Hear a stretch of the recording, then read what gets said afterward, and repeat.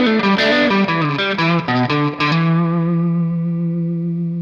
my dear friends, and welcome back. In case this is your first time on the channel, I'm Clements, a writer, a gamer, and an appreciator of big brain activities in general. And the things I do here include dramatic readings, role-playing game and movie reviews, and I get to talk to interesting people. In this episode, we're continuing on with the dramatic reading of Call Me Tennessee by Jeff Klitsner. And I edited this back in the day, the only autobiography that I've edited. I wanted to keep this in his voice as much as possible. So if it sounds rambling and incoherent, well, that's because he was high off his ass most of the time, on a cocktail of intoxicants. But I hope you find this entertaining, as I did when I was editing it, and I am while I'm reading it to you. So let's continue in Call Me Tennessee, Chapter 10, 9/11 and the Internship. So look, there I am again, sobering up for the next semester, laying off the stuff I was selling because of some crackdowns. And then I changed my major again because I still couldn't grasp the foreign language thing. I'm an American. They speak English everywhere else I wanted to go. I never stopped to look back when I got into political science because I realized I was good at making shit up on the fly, all silver-tongued. So I took up constitutional law, and with my previous class in media law, I kind of had the jargon down well enough to fake my way to the top of the class early on. It was at night. Lunchbox was in the class with me. It was cool. We would debate shit after class and look up obscure ways to beat the system.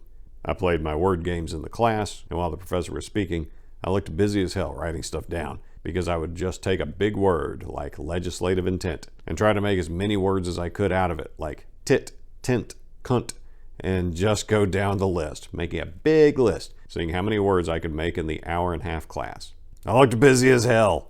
Some other people caught on to what I was doing and tried it for a while, to no avail, for they lacked the mad skills I had. I was grooving through the class and decided that maybe I should be a lawyer or something. 9/11 happened, and immediately I thought, why are they freaking out? Didn't people watch G.I. Joe or ever read about the Muslim fundamentalists in Afghanistan? These assholes were passing new asshole laws and doing crazy stuff, like blowing up huge Buddhas carved into mountainsides. Not to mention making non-Muslims wear gold stars. That kind of hit home. These crazy fuckers called themselves the Taliban, and right after that, I knew they were going to be looking for terrorists, and that meant fucking wiretapping. I started reading about the Patriot Law and wrote a term paper on it.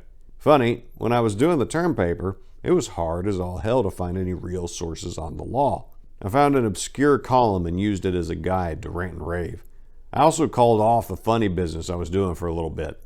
It cut my cash flow, but I had picked up another job doing promotions for a large cigarette company. They hired another company to hire us to promote the smoking experience. We went into bars, signed people up, and they got cool stuff. I found myself back in the bars and clubs I was hanging out at anyways, 3 or 4 nights a week, and they paid like $14 an hour. Hanging out until 5 or 6 in the morning, same people every night almost, just different places. It was cool because I got to card chicks and get their phone numbers. One night I got hold of some E and was working the floor, so I picked up one chick after the next and just snuck into the van or a bathroom. That was cool, and my bosses thought I was doing great work. It was work, and good. Legit work too. I mostly just talked to people all night and then hit the after hours bars and clubs, which became my new hangouts, and they were cheaper. I partook of the occasional reefer action, but not for escaping purposes, more for chilling and partying purposes. Along the way, I saw these signs for a Tennessee State Legislature internship program. It required a minimum 3.0 GPA and stuff.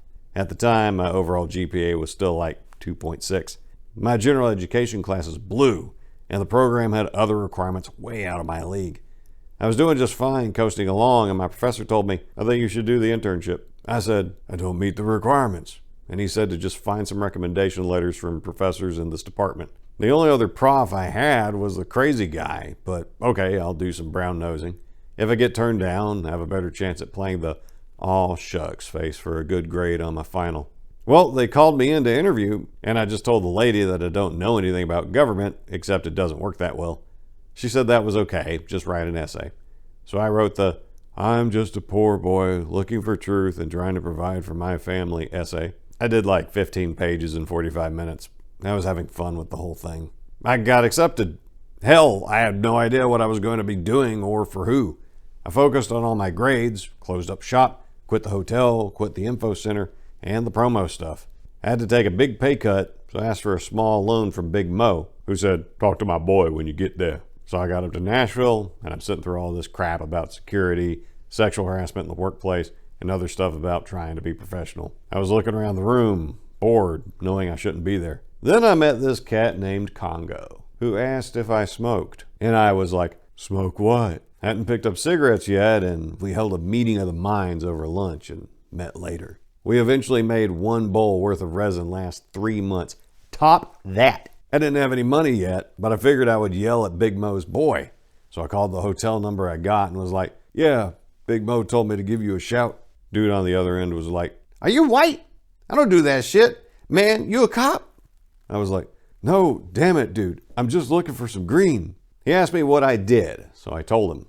The next day we got our assignments, namely which state representatives and senators we would be working for. I got the hippie holdover from the late 60s, the Iron Colonel. And also another guy whose first words to me were, you're not as cute as our last intern. Go talk to Debbie. So anyway, somehow I got sent to get supplies, and I was just wandering the halls and hopped in an elevator. I heard the words, hold that elevator, cracker. So I did. Then I looked the guy over some. He was well known, and I recognized the voice. If you're from Memphis, I know you've seen him in the paper. So you gonna be working for me some? I was like, nah man, I got these 2 dudes. And then he pulled out a wad of cash and stuffed it in my pocket. Then he said, no, you working for me. Keep your eyes open around here. Learn something while you're here, boy. Don't go calling me no more, and better not call Mo. Stay away from that other green, and I'll take care of you, boy. Since I was the first one in the office, and because I lived across the street, and I'm fly like that, I got to deliver the morning papers to the Democrats on my way in and to make the coffee. Other than that, I ran to the mailroom, grabbed some coffee, and walked the halls when nothing was going on. I got a reputation for being quick to get out of doing any real work. I suppose people thought I was busy, or maybe they knew I didn't belong. Whatever. After 3 days, I figured the building out and realized to hell with getting my good suits out and dry cleaning for this stuff. I would throw on the maroon blazer and a thin knit tie. I went all retro on them, but it was a cheaper dry cleaning bill, and I guess I had a budget to live on. My first weekend there, I parked the Shalom Stallion, my red Camaro, out behind the building and started walking to the downtown bars and stumbling down Printer's Alley at 3 or 4 in the morning. I passed by some strip clubs and whatnot. I had my eyes and wallet open. After dropping the extra cash I had in 2 or 3 nights, I met a blonde who came in town a couple of nights a week and wanted a place to crash. 2 weeks later, she started spilling me some dirt on the people I worked with. I started to let it be known that I frequented all the bars on any given night of the week, and I might shake your hand. I also let a nod and ye old elevator suffice for a gotcha. Pretty soon, I knew who was cool and who wasn't. I knew the lobbyist parties had free alcohol, but it was more fun talking to elected officials at 3 in the morning when they were all liquored up and hitting on some young piece. I also went back to my master with a note in a committee meeting or in the back halls used for smoking in the building. After a short while, the blonde was a regular in my studio apartment, so I upgraded from air mattress to futon. Anyways, I hung out with Congo, and pretty soon they just assumed I caught them out the night before. I went out for lunch with the master. When it came to watching the legislators go at it, the committee meetings were okay, but caucus meetings were the best. Once again, it was like I was living a separate life, hanging out with Congo until late, then walking back to my pad and peeking around corners to see who was where. I would give a note and a nod, and the vote would come out a certain way in committee, and I had money to maintain my lifestyle. Big bar tabs and lap dances weren't cheap, but I got to meet a lot of nice grad students who went to Vanderbilt. I began riding back and forth to Memphis with Congo, who it turns out went to Memphis State also. I went back to get some cash for my good work. Every now and then, at a certain club around 6 or 7 on Sunday mornings, I would catch Big Mo and my master, and we would have some pancakes. In the halls, it was all business for me. Kind of. I would bend the rules on harassment, not always sexual, just plain harassing. A girl named Drapes worked in the same office, and being that she had actual work to do and I didn't, I would just sit and poke her in the side with my pencil, just for shits and giggles. I had 2 phones, and I loved drunk dialing, so I made a few enemies in the halls. Congo had an amazing video game collection, so hanging with him on an almost nightly basis was a given. We also had fun with Doug night, and I'll explain why. Doug was this dweeb, cripple retard who was also interning with us, and he was all Christian conservative, but with a mustache that would make a 70s porn star jealous. So Congo and I had a habit of hanging out with Doug, usually Tuesday nights, but we soon discovered Fun with Doug night was way more fun without Doug there. So we subbed in Scott or Buster and maybe Little Buddy. We watched a lot of Three Amigos and rocked out, but not with our cocks out. This was a bunch of guys having a good time, not a gay orgy. Wandering amongst the filth in the halls of the state legislature, I learned how political deals were done. Even got a few things done the way I wanted. Of course, my coworkers who did the real work instead of just pretending to be reading War and Peace were jealous. I took notes and started office files that I got to name Speed Humps, Cripples Can't Dance, You Can't Hang with Mr. Cooper, and whatnot. Let's face it, they got references, I got satisfaction. They went to law school or whatever, I lived the life. Around that time, peer pressure from the fire demon, you understand if you met her, got me to take the LSAT. I took one pre-test and she's still pissed that I didn't study and almost maxed out the test. She scored embarrassingly low, but she is a lawyer now. Anyways, I soon realized how corrupt the system was, but either way, I was doing good. I held a night of drinking to honor my father's death during the internship. I told everybody that I wasn't coming in for work the next day, so I called in drunk ahead of time. So when I missed a day, my secretary Debbie was convinced that I was face first in a gutter, which I was for a good part of the evening before I made it home. I learned just how much I could drink in a night and how much I had to drink the next day to properly come down from a night of binge drinking. I've never puked alcohol or from the effects of alcohol. Now, coffee the next morning, that shit happens sometimes. I have blacked out and woken up in other states. I can hold my liquor even when I should have had my stomach pumped. So Debbie got 3 state reps to force Congo to come over and check on me, even though he told her I was fine. Sometimes a man just needs to drink. Look, I'm guessing I spent close to $1,200 on my own tab at 3 bars and 2 houses that night. The next day, I hit the bars at noon with another $500 spent by closing time. Well, look, you can't win them all. I was just trying to come down slow to avoid the shakes. At the mock legislative session our class did, I mocked the mock and protested. I got kicked out of the session for refusing to yield the floor when I was busy decrying the evils committed by the state of Mississippi in collusion with France that were too heinous to be mentioned here. If that shit ever comes back to bite the world in the ass, don't say you weren't warned, because you were. You know damn well what I'm talking about. So even though I got wrestled out of the Tennessee House by some East Tennessee Nazi mountain guerrillas, that doesn't mean you don't fight them back. Never back down, but don't start any shit, won't be none. So the internship was all good until my last week. I'd packed up because the school was no longer paying me, and my master thought it would be funny for me to drive his car back for him to Memphis. When I got pulled over in his vehicle and the trooper demanded I open the trunk, I realized just how deep I was. I didn't go along with it because I knew the trooper didn't have anything on me and couldn't make me. But when I got back, I checked it out for myself. As I looked inside, I noticed some rather large packages of something wrapped in foil and then sealed. When I got back and gave him his keys, he said, "Thank you for not offending my honor by saying my name. If you ever offended my honor, I would be forced to challenge you to a duel. I got more money than you, and I can always get more guns." Chapter 11. The Road to Graduation. I continued to work for people during the summer and the fall elections, but I had started working on campus as parking Nazi. My job was writing tickets, but mainly just being cool, riding around campus on a golf cart. I pimped a position that most people were like, "How can you pimp that?" I told them, "You gotta play your hand as the cards are dealt." I'd been all in for a while, working the system like a modern-day Robin Hood. I used my authority to pick up chicks and to get in close with the campus police. I didn't appear to be much, riding around with a boom box bumping and zinc oxide on my nose, chilling on a golf cart. I had the system working for me. I had a gate key that got me into any parking lot I chose. People knew not to ticket my car, and the cops didn't harass me for speeding around campus. I wrote close to 400 tickets on a day when I needed to prove a point to one of the full-time ticket writers, namely that a barely literate monkey could do a better job than them. Most other times, I would just drive around, open gates that were broken, collect the meters, fix the meters, and ride the campus in a manner that made even the adjunct faculty feel that I had somehow sparked a revolution of one, slacking against all odds and all gods of campus life. I took the job for the women, beer, and gas, and I did it better than anyone else. When it came to taking perks, It was nothing big, aside from phone numbers, or the guy seeing me out later that night buying me a beer for just giving him a warning ticket. I wasn't selling on campus, but I acted like I was a guerrilla pimp, working every angle, getting rid of tickets for my own professors in exchange for a blind eye here and a blind eye there.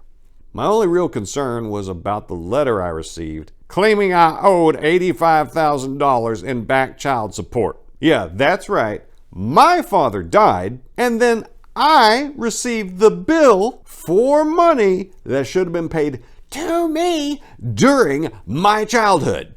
I had to go tell a judge in California that I don't owe myself 85 grand in child support, and then they dropped it. But still, that's how shit goes in my world. I had an ethics class that made my life easy. Not because I knew anything about ethics, but because I was able to use my shock and awe technique my first day, lowering the bar for success. Going around the room that day, I was asked what I was going to do upon graduation. I informed the class of my goal: to open a pirate radio station off the East Coast line, and then raise an army and conquer half the known world. Later in that class, we had to team up with somebody and draw an assignment of a situational thing, and do kind of a live on the scene reporting skit, and explain the ethical questions to follow.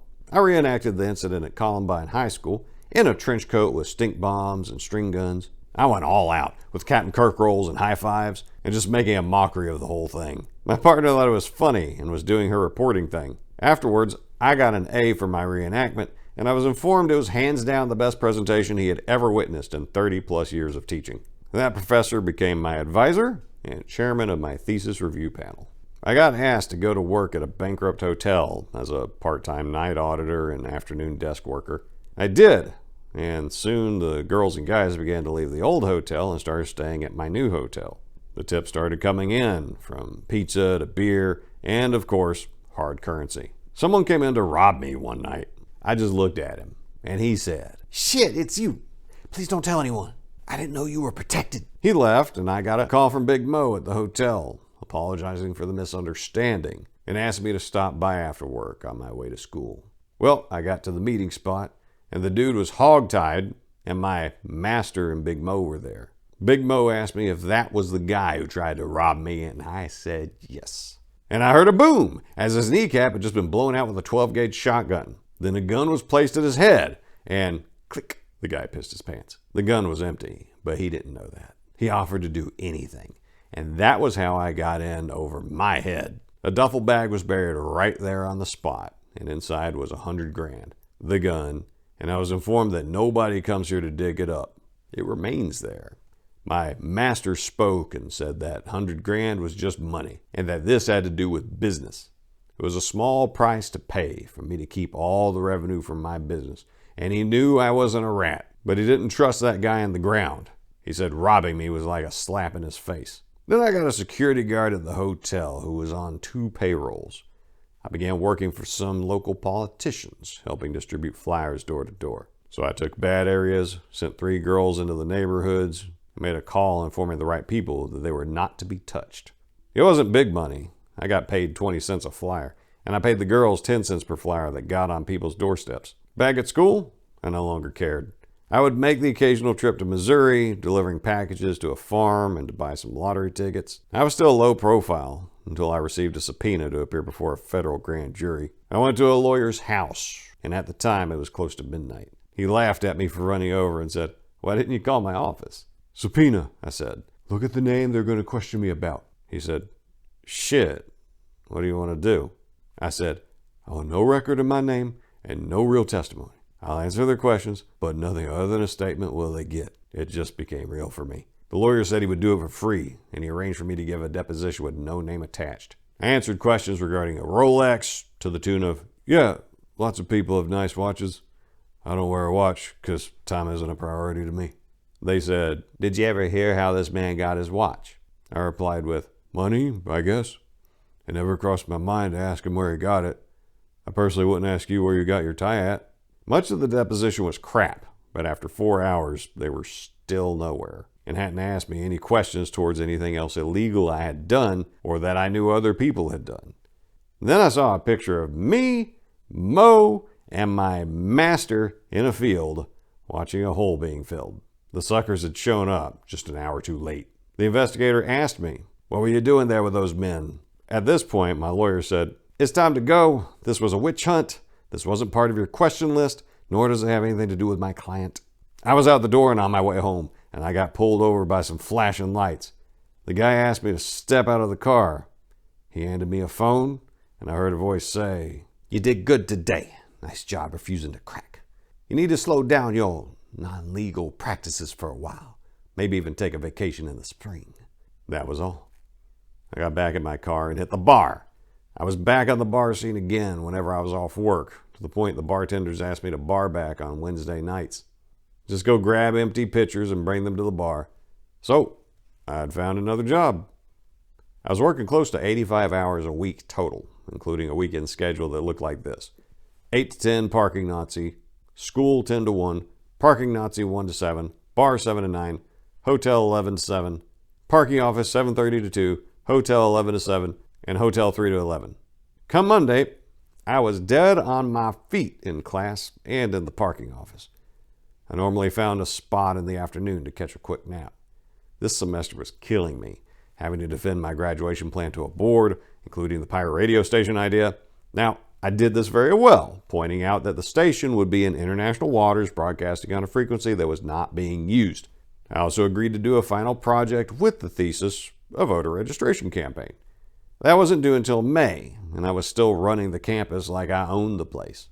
I met an old acquaintance from high school, and we began hanging out during my free time, smoking, drinking, and hustling pool for some cash on the side. It felt like I was in the movie Dazed and Confused. I would still go by my grandparents' house in my free time, checking up on my grandmother, who had dementia. She kept making me promise to never marry a New Yorker because she didn't want me to make the same mistakes she did. My grandfather was normally asleep on the recliner, watching some Western, and she was just kind of stuck, not even be able to remember how to work the remote. I always enjoyed her company. She made me wish I was just a little more than I was. I always wanted to do good for her, so she could rub it in other people's faces. Eventually, I got tired of the rat race, somewhere in the working hard phase, and just wanted to be left alone to smoke some pot. I was forced to change my suppliers because of the heat around town. I was still being followed for a good part of my day, and that spot with the money was still being watched. I passed it every day on my way to school and work. I often debate going and digging it up now, but I tend to chicken out for fear of the feds. So there I am, doing what I got to do to keep up with everything, and it hits me. Life is hard, and I'm getting tired of all the bullshit. Me and Mr. Funktastic were smoking up a storm, and Congo and his new girl were getting pretty serious. It was a Thursday night, a little after Thanksgiving, and I had just gotten my LSAT scores back. I got a 169 out of 180, and it was good enough to get accepted into every school that I could ever dream of applying to. Only my other grades were going to pull me down, and I knew law school was the fastest way to a heart attack. That's why I never went. I didn't want the stress it would bring, no matter how much it paid. I was bar backing one night. I went outside for a drink, and then it all went black. I came to later with my pants ripped, my head hurting, and my ankle felt bad. I had just been run over by a car, and I had the tread marks on my pants and shirt to prove it. It took me a few days to realize that I was invincible. A car can't kill me, so I sure as hell ain't gonna live my life the way others want me to. This was my moment of clarity, my zen, if you will. I could do whatever I wanted to. I was above reproach by other men because I should have been dead at that point. When you take a car on and can still walk afterwards, get back to me. I took some time off from the hotel, and that's when the dingbat mother of mine decided to go to the hotel I worked at and try to get a job. Lucky for me, the manager liked me, so he didn't hire her. Somewhere around this time, my mother answered a call on the house phone. It was a girl, and my mother essentially interrogated her and somehow made the girl feel like a whore for asking to borrow my notes. This changed my feelings about the situation I was working on with the girl because I couldn't show my face around her after that. In class or at work, I just felt, well, embarrassed. I felt cheapened. My mother had just slapped my pride. My pride said, "Fuck you, bitch!" And me and Mr. Funktastic grabbed all the drugs, liquor, cash, and cigarettes we could find and hit the road. I dropped all the classes I didn't need to graduate and called my thesis and project advisors to advise them I would do the work from the road. Thus began the great trek to find my future and towards getting the hell out of Dodge. So away we went in search of all that adventure people read about or think about but never do. We burnt all of our bridges and hit the gas pedal, just going for it, not wondering what we were going to do or how, just by the seat of our pants. After switching shifts driving the first night, me and Mr. Funktastic pulled off to a campground, and there we hit the bottle hard, took way too many pills, and smoked a joint. Next thing I knew, we were surrounded by snow, somewhere in Oklahoma. We decided to go north, and I placed a call to my uncle telling him, me and a buddy are on a road trip. If we get to Denver, I'll give you a call. We got there just before New Year's, and we hung out at a friend from high school's place for a while. We mainly just chilled out in Denver. My uncle was cool and offered to get us a little work. We wound up painting some apartments for a slumlord in the ghetto, but we got to crash there at night. It was great when my uncle got a call from Mr. Funktastic's dad, who had the title to the car. This made things complicated, to put it mildly. At this point, my uncle offered to send me to Europe for a few months, all expenses paid. As he did for my other cousins at one point or another, he felt like it would be a chance to see the world and figure out what I wanted to do. I told him that I couldn't just leave my friend hanging like that. By now, we had started to get more and more into smoking and drinking ourselves stupid. After a while, he hooked up with a dog trainer, and I found my way into a spot with 2 lesbians who offered me a place to sleep and some cash in exchange for helping them have a kid. I hate to sound like a man whore, but, well, it made sense at the time. As far as I was concerned, it was a great deal for me. Then my uncle informed me that he had to go to LA to help out a friend, and he suggested that we leave the car behind. He would give us a ride to Vegas, and my cousin offered to pick us up in Vegas. We could take a trip through Death Valley and go skiing in the Sierra Nevadas. I didn't say no. It was a nice change, but it didn't take long for everybody to get on each other's nerves, but we made the most of it. Staying in Vegas, we picked up some chicks at a local bar and then made do. We were having a blast, and we made our way to Death Valley with my cousin. We found this camping spot with a homemade spring, which had made some vegetation growing in it, in the hottest place in America I had ever been. It was there, while smoking, that I felt the souls of the Native Americans that had been there before us. It felt as if I had just eaten the lives of those who had come before me. I felt spiritual for the first time in my life. How? Why? Not sure, but it felt good. We then headed for the mountains, as my cousin had some friends who lived there. It was there I learned to ski using the snow plow and duck walk method. After a day and a half on the kiddie slopes, one of my cousin's friends got me up on the double black diamond run. I attacked it head on and made my way straight down the mountain, flying wind in my face. It felt like $1,000,000. I was living life on the edge. Towards the end of the run, I saw the group at the bottom and knew there weren't no way I was going to stop, so I just laid back and let the mountain take me. I did 2 backflips and slid down a little, but man, did that feel like freedom.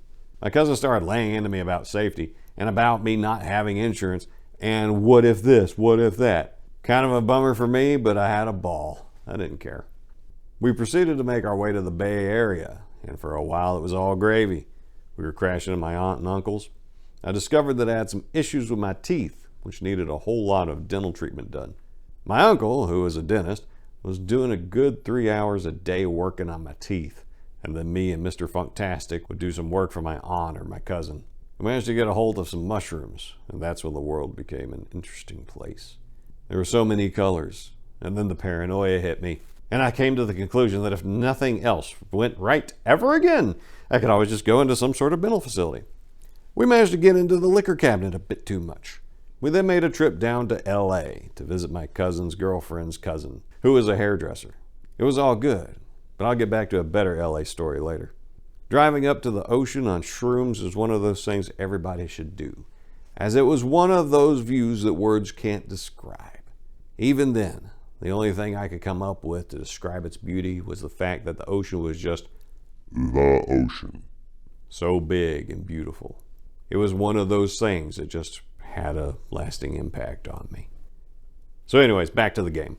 I managed to get most of my graduation work done at or around Berkeley, getting surveys and general information from random people on the street. My professor in charge of statistics loved the Berkeley thing. Even more, he thought what I was doing was great, and he said to just see him when I got back. We were still doing stuff, keeping busy, and still rock and rolling through the states. We finally got up north to Seattle. Sitting on the Greyhound, about every 15 minutes it would stop, so we would hop off, smoke a quick bowl, and get back on. I was packing in the dark and ready every time we stopped.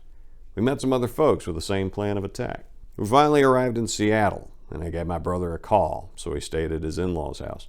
We did some minor work, met one of my brother's employees who DJ'd on the side, and we went with him to a club to meet his girlfriend and her friends. We hung out with them.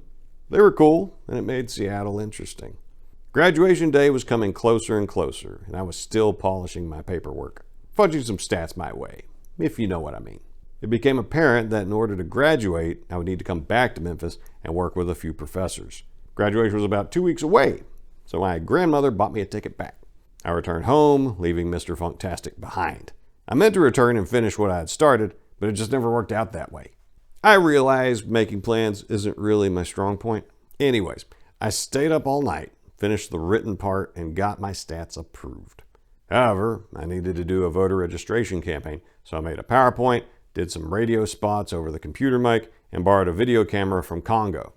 We did some really rough spots that were all one take and done. They were really damn funny. While me and Congo were walking around Confederate Park along the river looking for a spot to do some shooting, we met this guy named Lawyer. Yeah, he was homeless, and I asked him if he would speak on the importance of voting to the younger generation. I offered him a 40 ounce and some cigarettes for his help. It was by far the best part of my campaign. Hell, we cut the camera off after a good 15 minutes, and he spoke for another 30. As I was on a deadline putting everything together, I found this effect on PowerPoint that would give a round of applause after each screen. I did it to stay awake. I figured I would keep it on until I was done with the last one and then take it off. I guessed wrong. No matter how I tried to take it off, it just wouldn't stop. I got a little tired of screwing with the thing and said, fuck it, I'll leave it be. I finished it all 2 days before grades were due in, and less than a week until I would walk. Now, getting to my advisor, who was avoiding me like the plague, was a bitch. I talked to his grad assistant for a good week, and finished copy in hand, I sat in front of his office for 2 days waiting to give it to him. I went home thinking, oh well. And then I got a call from his assistant. She said I had 5 minutes to get there. I got there in 3, parked on the grass behind the back door of the building, and ran up the back stairwell. Look who I see sneaking out the back door, my advisor, who needed to sign off on my project. He asked, how do you think you did on it? I told him, probably a B. He said, I think it takes balls to catch me leaving and admit it's a B. I'll give you an A, and we'll call it a day. Have a nice life. Just like that, I was done with college. I went to my old bar hangout, and some folks bought me some beers, and then I went to a party across the way at another fraternity house. I met some chick who caught me gazing into the vast nothingness in the sky. It was then and there that I found the perfect pickup line. She asked me what I was doing, and I replied, just wondering what else there is. It's so big and beautiful out there. You know, I haven't missed a sunrise or a sunset in the past 6 months. I find it comforting, the way that the sky keeps changing. It helps me do some soul searching and self-reflection. Why do you need to do self-reflecting? Why do you need to do self-reflecting? I was asked. I answered, because I'm not perfect, nor do I pretend to be. But I think there's room for me to grow and become a better me. This line was all truth, and it was also the quickest I had ever picked up a girl. When I woke up before sunrise, I took her with me to a spot to watch the sun come up. All she could do was thank me for showing her the power of the heavens above. Honestly, I was just speaking the truth, but it made me question everything. I wound up graduating and debating what to do with my newfound lifestyle, that of a hippie, I suppose. I got a job delivering Chinese food 3 hours a day. I was thrilled, but I knew I was missing something, and quoting the good Chairman Mao wasn't helping. I began using this vibe I'd picked up, which was that of someone questioning everything, looking for a deeper meaning in life. All the while, my mother was driving me crazy about this and that. I wanted her to get her own life. Anyways, my grandfather gave me his old car as a graduation present, and I began looking for work. But the Chinese food thing was doing okay in my book. About $15 a day in tips, and I got to take home a plate from the buffet. And that's where we're going to wrap it for the day. We went from 9/11 to graduation, and we got to encounter plenty of meat along the way as Congo. And Mr. Funktastic, I remember who that was. Drapes, definitely remember that one. The Fire Demon, I remember her too. So yeah, since I've entered the picture, we're getting into the realm of where I can directly testify to, I saw that, I didn't see that, I suspect this, but I don't know it. And given a lot of that subject matter, For legal reasons, I think it's best for me to say I don't know anything, which is the honest truth. So I hope you enjoyed this roller coaster of a ride of substance abuse and brushes with murder. And if you did, like and subscribe, share this around. Leave your thoughts in the comments. Tell me, were you involved in any of this in a non-legally implicating way? Please, for the love of God. I don't need to go back to jail. And if you want a copy of Call Me Tennessee yourself, it is available for sale on Amazon right now. So my dear friends, that's what I got for today. Until next time, I wish you nothing but the best.